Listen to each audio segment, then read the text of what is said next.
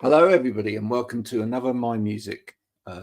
It's Friday when we're recording this, which is for many of you the most wonderful day of the week because it means that you won't be working tomorrow or the next day. For all of you that are, well done for keeping us all going. And well done, a lot of you. I will be speaking to Dani Elle. Now, you see what she's done there? Very clever. Because actually what she's done is run one whole name into two names. She's split it in the middle. We'll be finding out why after this. Stay there.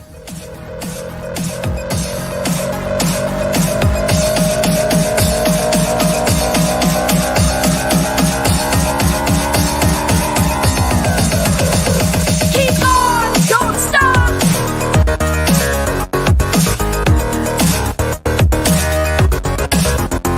Keep on, don't stop.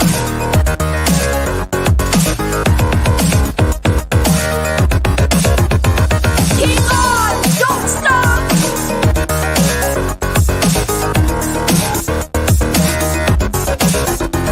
Keep on, don't stop. Dani. I was getting a bit of a jam on there, Graham.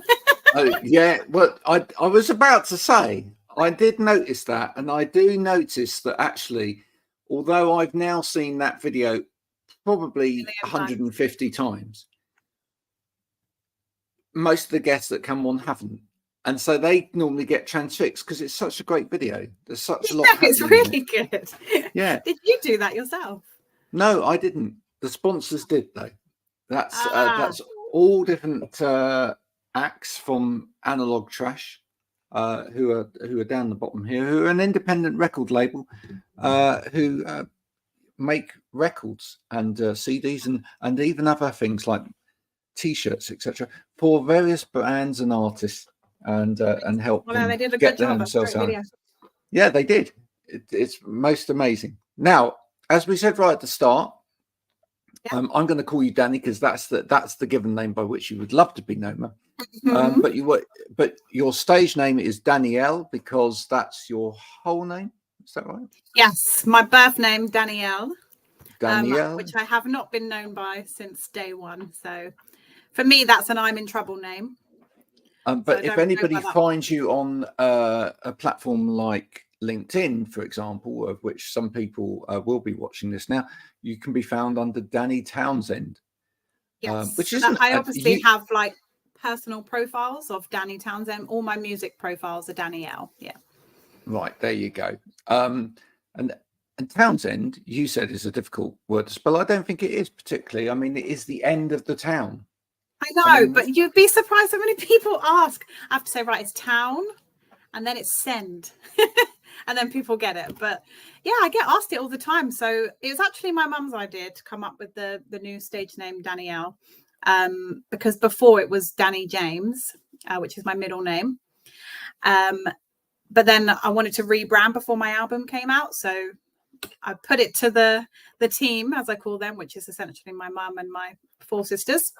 now I found you on LinkedIn, didn't I? I found you on LinkedIn. Yeah. Which is because I spend my life on there.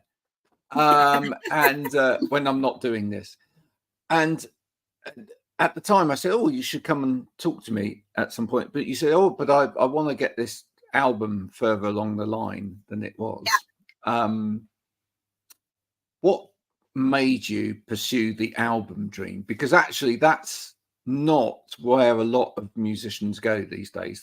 They focus on individual songs, get one song or the other out, maybe do a little EP. But you obviously want to do the whole piece, the big album. What made you want to pursue that? Okay, well, I've got two answers for that. One is the short version, which is that I don't do anything by halves. If I do anything, I go full on and do it properly. The longer version of that is that I appreciate there's probably 100 different ways to kind of introduce yourself to the music industry. Like a lot of people are doing social media promo, TikTok, which works a lot with, I suppose if you're focusing in on one song, you've got a single out, that would be a really good push, a good way to promote yourself. But for me, I don't really want to be a pop star, if that makes sense. I want to be a writer. I want to write songs, write lyrics. That's where my heart lies. I like singing them, and don't get me wrong, I love performing them. I do so semi-regularly now. But that's not the aim. The aim for me is to write music. So for me, having more songs out there that showcase the kind of lyrics I write just seemed to make sense.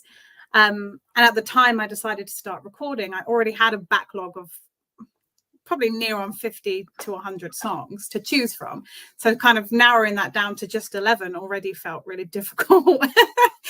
And as I go through the process of recording them, I'm also writing new ones. So yeah, for me, the album felt like the natural first step, just to get a chunk of music out there that showcases who I am and what I write about, I suppose. Well, with that much choice, has it been quite difficult narrowing that down? Yeah, really difficult. Even now, the next stage for me, we decided would be an EP. So kind of the wrong way around, do an album first. Then I was going to do a quick EP like the first half of this year.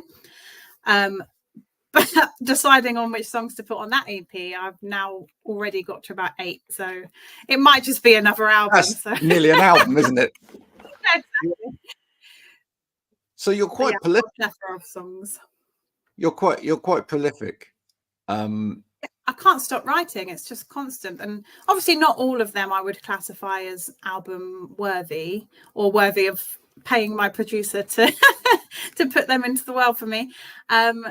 But I'm constantly writing. So by the time I get to the next point of recording, I've got another new one to throw into the mix to think, oh, do I add that one and get rid of that other one? Or so yeah, it's how do you juggle your life, because you're a mum, so you've got young kids, you're a musician, you want to get your music out there into the world. Presumably you're working as well at the same time at the moment. I am, yes. My lunch break right now. There you go. So how does that juggle work for you? Oh, it's near on impossible, Graham. There are days where I don't know how I manage, to be honest, because there's also a lot more than that. I write novels as well, which I really enjoyed. Any form of writing I like doing. So I'm in the middle of 2 novels. There's a bunch of things that fascinate and inspire me. So I create like promo posters, and I do a bunch of different local like bands logos, anything creative really. It really captures me. I'm doing an article with my mum that's kind of a short story of her and her dog and their journey. So I'm constant, there's something going on at all angles all the time. And if it weren't for I'm really amazed that I've got you on. I'm amazed I've got you on. At the end of the night, I'm like, oh. Yeah, because I was going to say, well, and when is the end of the night? Does that have a strain? I mean, when you're that multifaceted and you're doing that many different things, does that have a strain on things like relationships, if you don't mind me asking? Because you just like, where's the access to Dani? Yeah, there isn't really. That is a great question, a very personal one, but I'm an open and honest person, so I'll answer it. Yes, massively, because I think if you take a step back, it's at its simplest, I only have 4 days a month where I don't have the kids. They go and see their dad. And they happen to be unsociable days of Sunday and Monday. So they're not the best days to, and throughout the month, I also occasionally have recording or gigging to do. So my mum and sisters will babysit. So there's not an awful lot of time to squish anyone new in at all. So it's a challenge, but I'm also a massive, if you listen to any of my songs, you'll know this, I'm a lover of love. So if I feel that spark with someone, I will make time. I make time for everyone I love.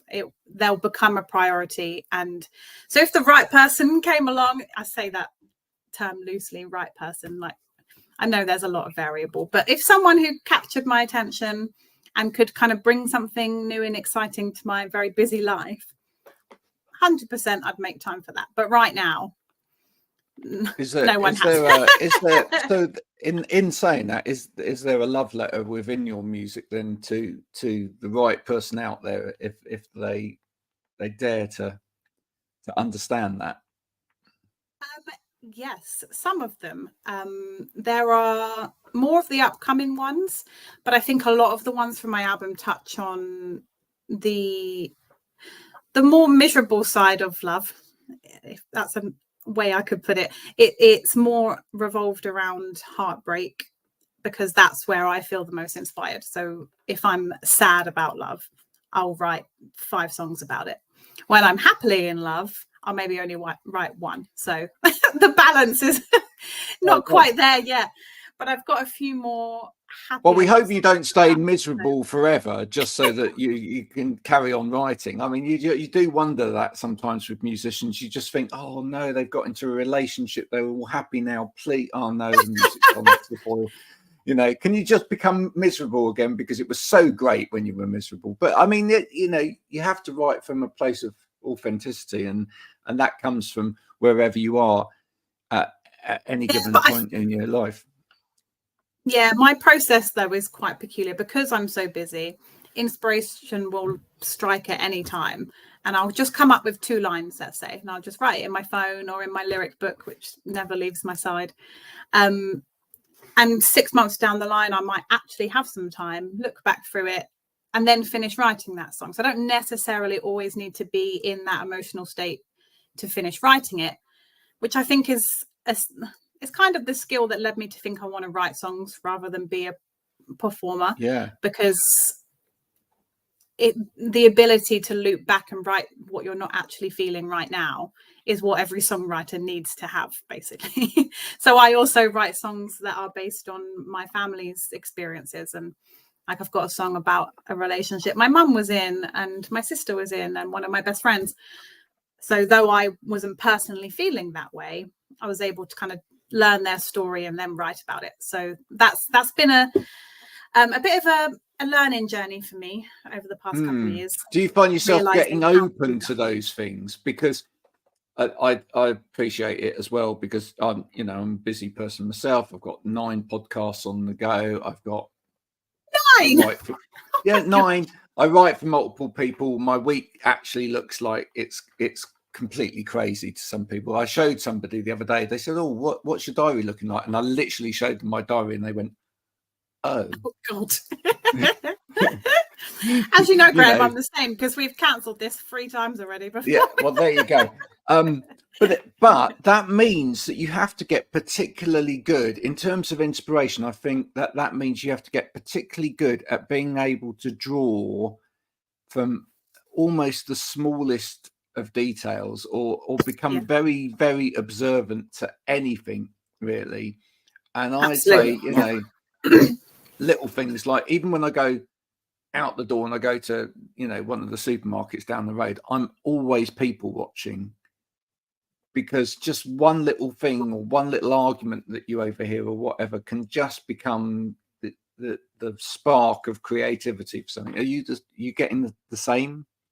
Yes, not as often as I'd like, because I think my mind is so busy that I quite often find myself just kind of drifting through life, which I'm actively trying to change, because I don't want that for me or for the people around me, that I'm not always just present. And I'm trying to practice mindfulness, but it's easier said than done.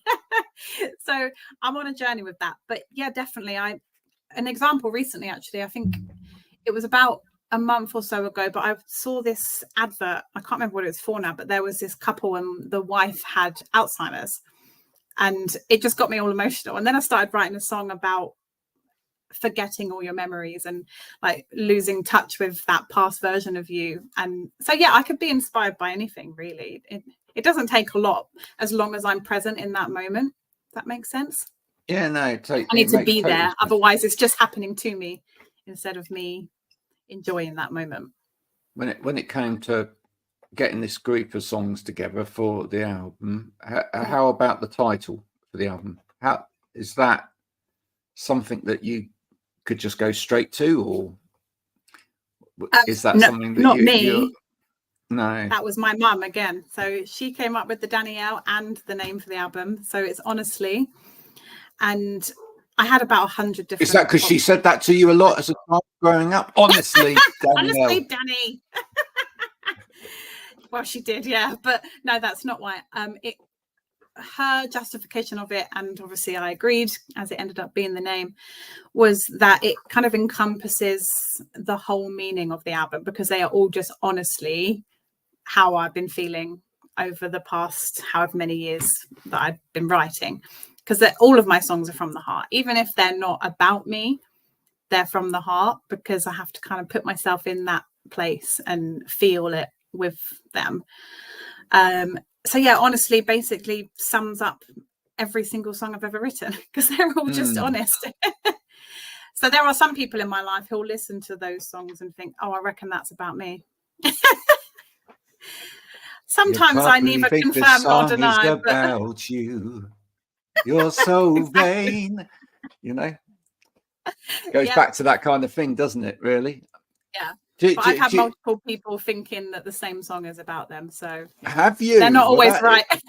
Well, that's vain, isn't it? That is vain. I know. Oh, it's not actually about you, that one. Oh. Do you think they then do you think in some way they're actually a little bit disappointed? Even if it probably. Yeah. Yeah, they didn't break my heart enough to get a song, and they're sad about it. I thought I'd done you bad, Dani. But no, actually, I hadn't done you badly enough. So obviously not. Yeah. Oh wow. Well, what set you on the path of being a musician in the first place? Are your parents musical? Do you come from a musical home? No. Did you rebel against lack of music at home? What are you going? My mum, she likes to think she can't sing. I think she can sing. She's just nervy. So I secretly think there's a great singer in her, but she was never a musician growing up. My dad wasn't either, but I didn't really see my dad. But my mum did actually work on a radio station, so she's obviously got that passion in her. She loves music. Yes, she does, but she's not a performer. But for me, it started with poetry. So like I said, with like my novel writing and journalism, from a very young age, I've always been interested in writing. And I think that came from a love of reading. So it kind of all came reading, writing. Then it went into poetry. Now tell me, you were one of those kids at school, weren't you, in English, when you had English at school, that would, when it came to poetry writing, yes, when it came to poetry writing and everyone was coming up with real rubbish, you came out with something amazing, and you even knew what iambic pentameter meant, didn't you? No, I actually didn't. But I was very good at the emotive writing, like now. So I won several awards in English for stuff like that, because it came so naturally to me. So everyone I remember specifically, we were writing about the Holocaust, and obviously dreadful scenario, and everyone was writing like historical facts in poetry, and I decided to write from the point of view of a mum going through that situation, and I think it's still framed on the wall in the school, so it did really well. But that's kind of always been my way. I find the emotion in it and then focus in on that, because that's what I relate the most to. I'm not very good at treating things logically. It's not my way. I'm very emotionally driven. Now, obviously, on this album, you've written it, you've performed it, you've done the lot. But as a writer of songs, do you ever write and think that really would suit this person? Or have you ever thought, that's the person I'd love to write for the most? No, who would that be? Yeah, 100%.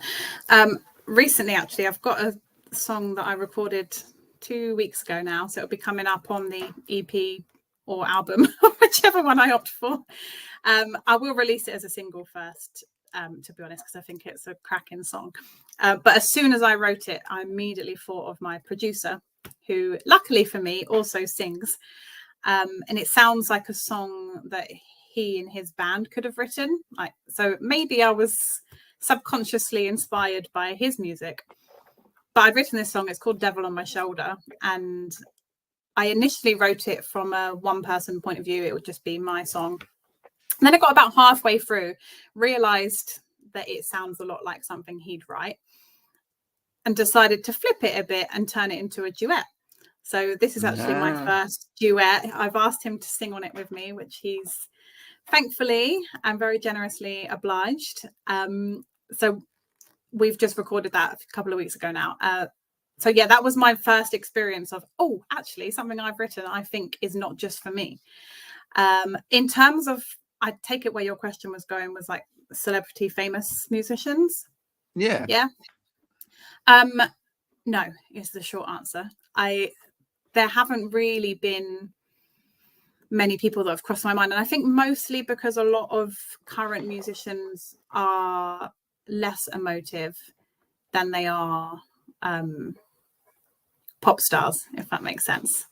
I don't want to insult the industry, but I think most people that write emotively at the moment in the industry are already writing their own stuff. Unless I'm just completely naive, I don't know. People might not be writing their own stuff, I'm not sure. But I presume they have a whole team of writers, to be fair. Maybe I could be one of those. But no, I think that there's a lot more writing going on than you perhaps think that there is. Oh, really? Yeah, absolutely. Having had people on this show before now who are writers for some of the top people who you would assume would be writing. Really? Oh, how interesting. Yeah. Who? Can you tell me which artist would you off say? Air, off air, I will. I'll tell right. you off air. Yeah. But I think you may be wrong on that. More scope than I think. Yeah, I think there's more scope to be a writer than you possibly think. And to be honest, I've always been quite intrigued to know whether someone could turn what I view as quite an emotional song into something bigger than that. So, for example, a producer or a band or I don't know, a more upbeat pop artist could turn my lyrics into something that could be much more fun and upbeat and a bit of a club song, which happened with one of the songs on the album, actually. It's a song called Mine, and it was a very like dreary piano song, extremely emotive, just me and the piano. And then when I sent it to my producer to map out ready for us to record, he had his own ideas about that song, and it's turned into more of a clubby song. Not current day club, but my mum says that it reminds her a lot of the 80s scene, and that there should be like it should be an Ibiza remixed, basically. So maybe there is a lot more scope. I just don't have all the expertise. Like for me, I'm the writer, and for now the singer. And you say that there's not people out there at the moment that have got that more emotive side to them. I'd probably disagree with that, because I think we've had some people through here that could make you cry on the turn of a whistle. But maybe I just don't know them then, Graham. I'm talking about I think there's a lot of music out there that most people don't know about. You know, yeah, it's such a shame. Yeah, well, this is the whole point of doing this. But forget now, across any generation, is there an artist that you would look to and go, well, that artist for me is someone that encapsulates a brilliant songwriter, singer, etc., in terms of emotional delivery, etc.? Oh yeah, a guy called Ben Platt. I don't know if you've heard of him, but he's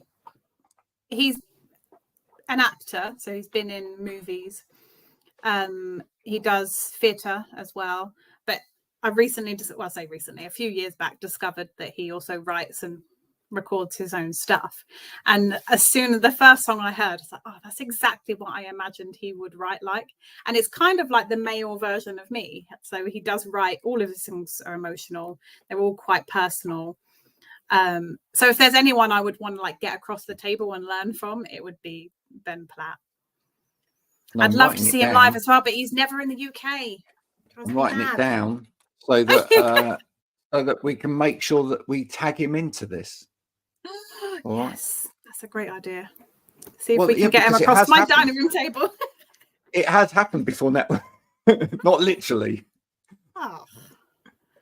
Maybe. I don't mind traveling to him. You don't know. No, there you go. So what's in 2024 going forward? what's the big goal for Dani? What's the big goal? It presumably at some point you'd like there to be a bit of a shift so that actually you had a little bit more time to focus on this. Would that be fair to say? Yeah, I think that would be the case for everyone in this industry. I would love to be able to spend more time focusing on it, but I don't have that time, and that's not going to change for years. So unfortunately, though I can't access any shift, there are other things I'm implementing to allow a bit more careful selection, I suppose. So I do this weekly session with my 3 younger sisters now where I help them write their own songs and kind of give them tasks and themes to start pushing them to write about something a little bit different. And through that, I'm actually learning quite a lot myself. So though I'm doing like a good deed, I'm also teaching myself quite a lot about how to push myself out of my comfort zone. So that's been one of my key things for this year, to try and don't be pigeonholed by the same thing I keep doing, basically. So that's a goal of this year. But the careful selection is more around where I gig, what songs I record, because there's only a finite amount of money to spend on production. There's only a finite amount of time to spend gigging.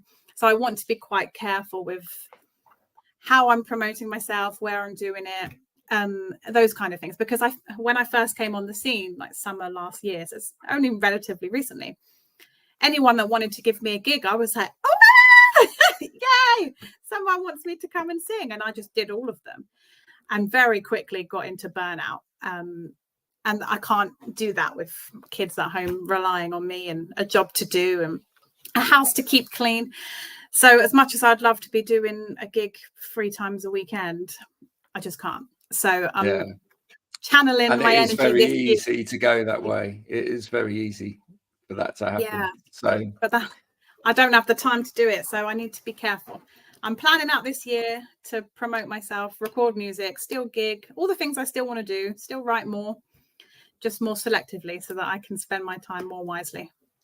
That's the plan anyway. Now listen, before we finish and you give everybody the details of where they go to find your music. As I said right at the beginning, we did discover each other on LinkedIn. I have a question based on LinkedIn because I've been doing this for about 3 years, a bit more than that and one of the platforms is LinkedIn, and I persevere with it as a platform in terms of music, even though I put out lots of different stuff on lots of different things. Yeah. But would you like to see LinkedIn as a platform finally taking music and musicians a little bit more seriously? Because I'm not saying that you can't get a bit of coverage on LinkedIn, but the algorithm on LinkedIn does tend to squash anything to do with music a little bit more. I know that because I put stuff out on everything than everything else.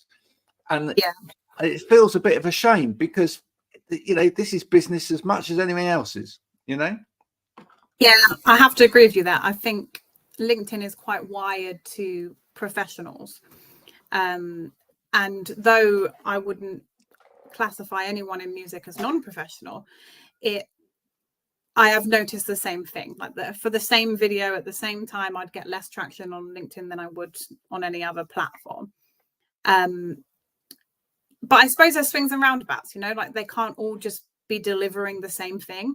Like if Instagram, Facebook, TikTok, LinkedIn were all the same, you wouldn't need them all. So I guess there's an argument on both sides of that fence. There is an argument, but I'd like to see music being treated maybe as or certainly the conversations that musicians can have and what they can bring to the table in terms of experience and in terms of business skills. I'd like to see that being taken a little bit more seriously by a platform which is actually to do with business, because actually I think musicians are some of the best business people in the world. And the proof's in the pudding. I think it could benefit from like a duplicate version of LinkedIn, because the algorithm that is in LinkedIn, in that someone you don't know could like someone's post that you don't know, but you'll see it anyway because you know that person who knows that person. It's good. That is great for music. It's just, unfortunately, it's not wired to music. If there was an alternative platform that was less businessy in terms of the corporate world, that would be fab. Yeah. I'd be or on maybe that. They should just have a tab on LinkedIn, which is like the LinkedIn slightly more fun area. Yeah, LinkedIn Music. That would be LinkedIn great. Music, that would be great. Yeah. Oh, we should pitch that Thank to the you. big bosses. We really should. We really should. Listen, it's been wonderful finally catching up with you, and thank you for doing this and spending your time. And before we get you Ben Platt laid across your kitchen table, let's tell everybody where's the best place to go to find your music. Well, any social media platform, I'm on them all as Dani Elle Music. But you can just go to my website if that's easier. It's dani-l-music.com, and you'll find all of my links. Dani-l.music. There you go. Dani-l-music. Oh, Dani-l-music. It's dashing here, there, and everywhere. Please, folks, do go and check out Dani's music. Do go and have a listen. If you like it, stop and let her know, because that's the most important part of anything in the world.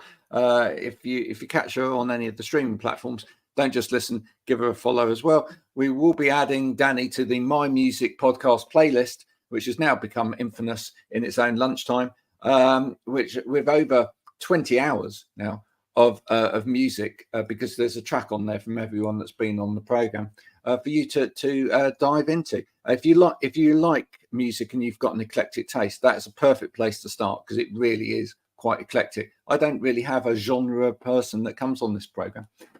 Thank you, Dani, for coming. Thank you for having me. Enjoyed this. It's been an absolute pleasure. If you've enjoyed all of this today, please do share it with your friends, your family, your dog, or whoever. As long as they got a beating pulse, that's all that matters. And we'll see you again soon for another one of those. Dani, do send me something for the board as well. These are all bits and pieces. Anything. These are all bits and pieces from musicians that have appeared on the show. So, okay, I will. Yeah, absolutely. Please do. Thank you for having me. Have a lovely weekend. Yes, have a lovely weekend, everybody, and we'll see you again soon. Bye for now.